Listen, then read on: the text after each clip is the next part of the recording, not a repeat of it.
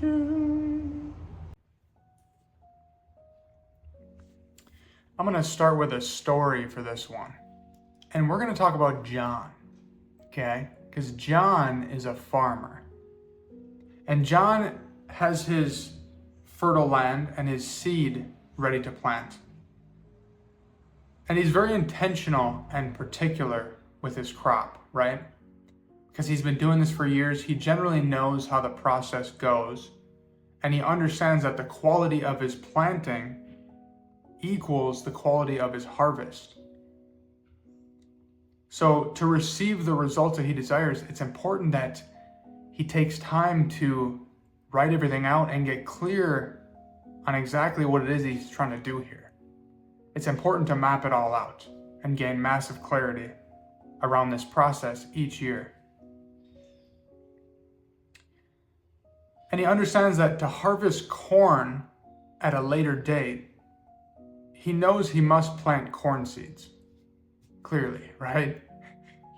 There's no way he could plant tomato seeds and expect corn or some other crop to arise out of the ground. So for this reason, it's important that he's very specific on the type of seeds he's planting. There are an infinite number of seeds, and it's important that he is clear on which ones he's planting and where.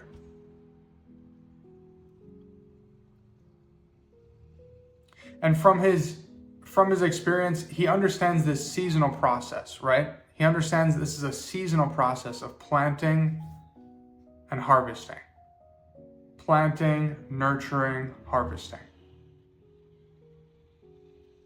And as he plants these seeds from the terrain, from above ground, he plants these seeds into the subterranean, below ground. And there's this process of growth that takes place beneath the ground that he can't see.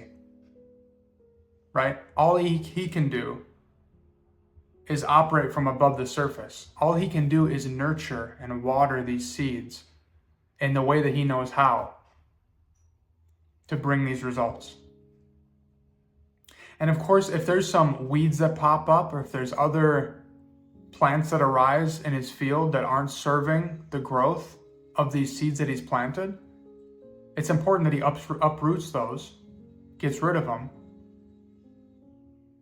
and watches over these seeds that he planted, and he nurtures them in the best way possible, right?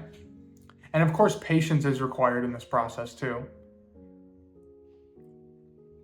Because both the rainy, thundery nights and the sunny, hot, intense days are both an important part of the process. And there's some uncertainty that comes up, there's some flux that comes up, some confusion around things.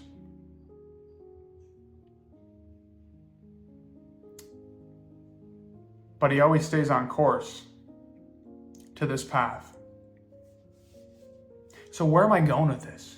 You might be asking yourself at this point in the video, where am I going with this? Well, if you couldn't tell, you are a farmer as well. I am a farmer as well.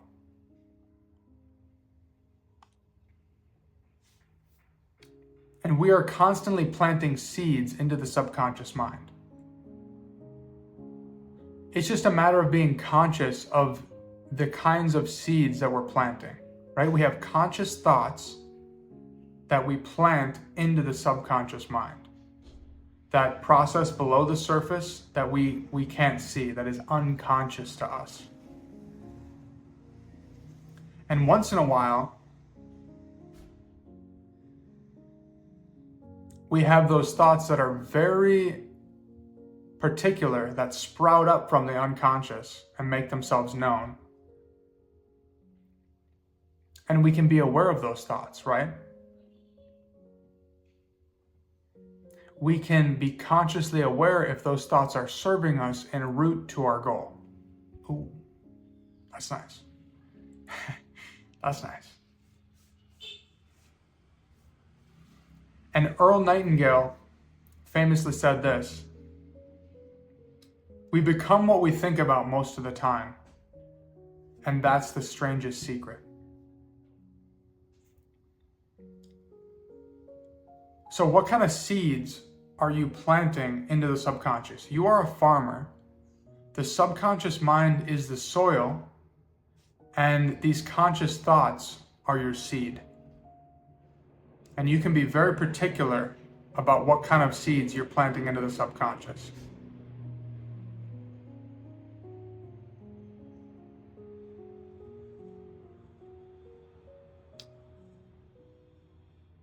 But the question is, if you had to be brutally honest with yourself, okay? If you had to be brutally honest with yourself right now, do you focus more on the outcome that you want to have happen? Or do you focus on the outcome you don't want to have happen? That was a big one.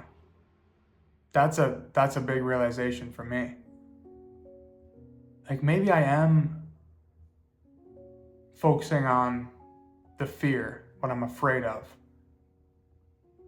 Maybe I am operating out of scarcity, of there just not being enough. There's not enough time, I need it.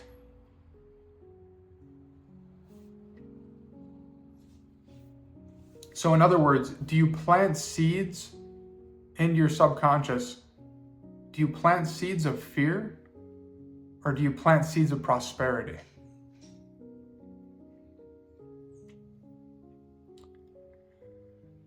It's about being conscious of the thoughts that sprout from your subconscious. The conscious thoughts are the results coming from the subconscious. So it's about being aware of those thoughts.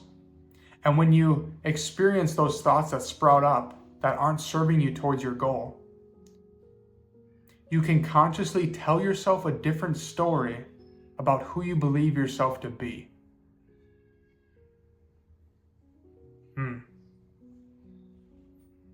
That's farming 101 right there.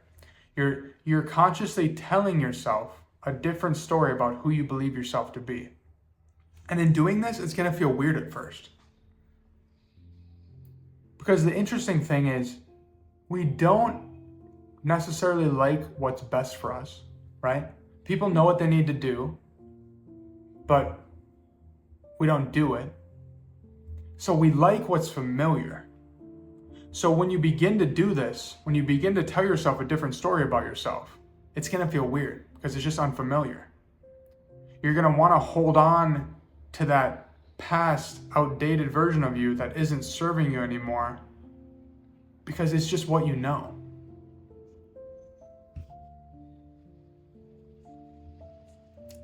That's powerful. I just had a call with a guy yesterday who's an entrepreneur. And this identity piece was a big realization for him. It can be so powerful.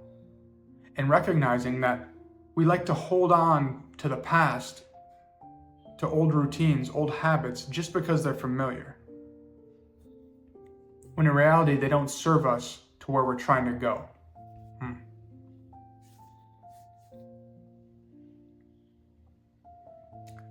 So we wonder why life isn't better.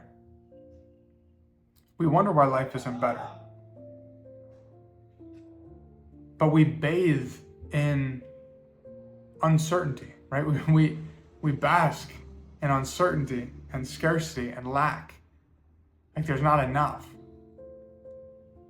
Spending money is scary. There's not enough time. What if I make the wrong decision? This scarcity mindset can reflect in so many different ways, right? And when you flip it to spending money is an investment in myself, there is enough time. What if I make the right decision? That's an abundance mindset. That reflects in a bunch of different ways.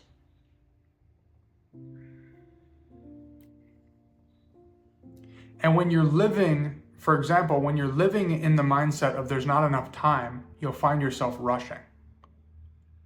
Always rushing, always chasing. When you find yourself in that mental space of there is enough time, of abundance, you'll find yourself taking your time. you'll find yourself not rushing. Wow.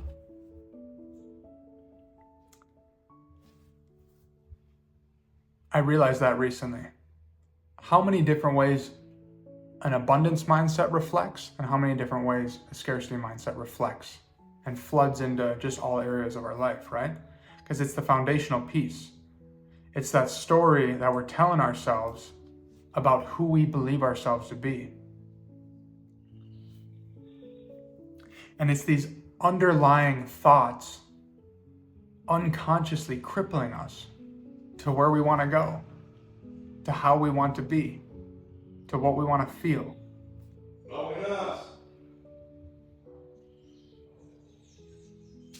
And it's not until you recognize this program that is running you.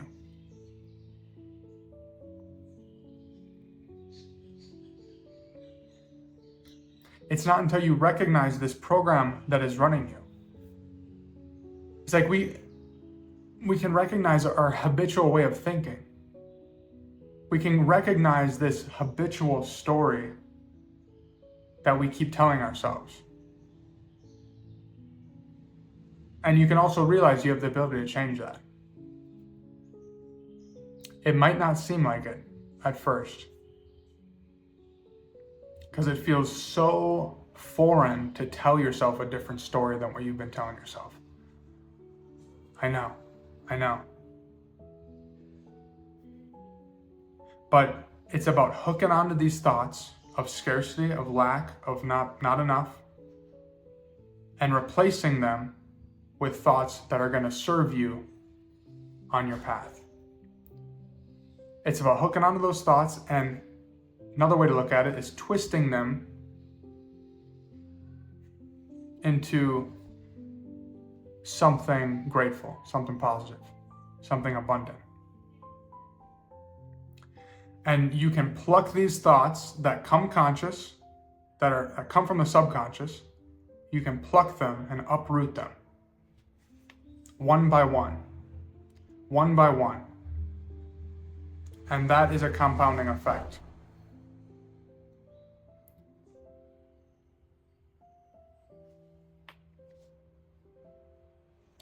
So if we're coming back to the beginning of this video, you are a farmer. I am a farmer.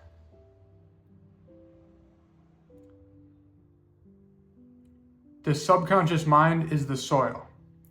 The conscious thoughts are your seeds that you can plant. And those seeds are going to grow, and the results, the crops are going to be harvested at a later date. And of course, you can't see the root system below. You can't see the subconscious.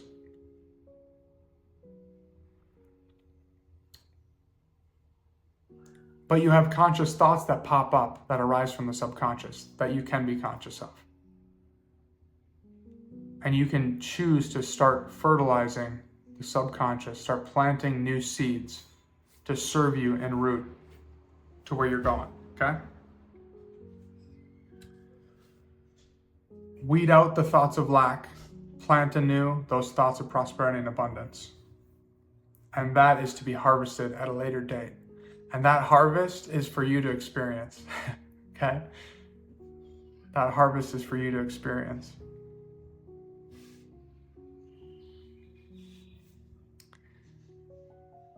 If you're an entrepreneur or working in sales, you can learn more about my one-to-one work in the description down below.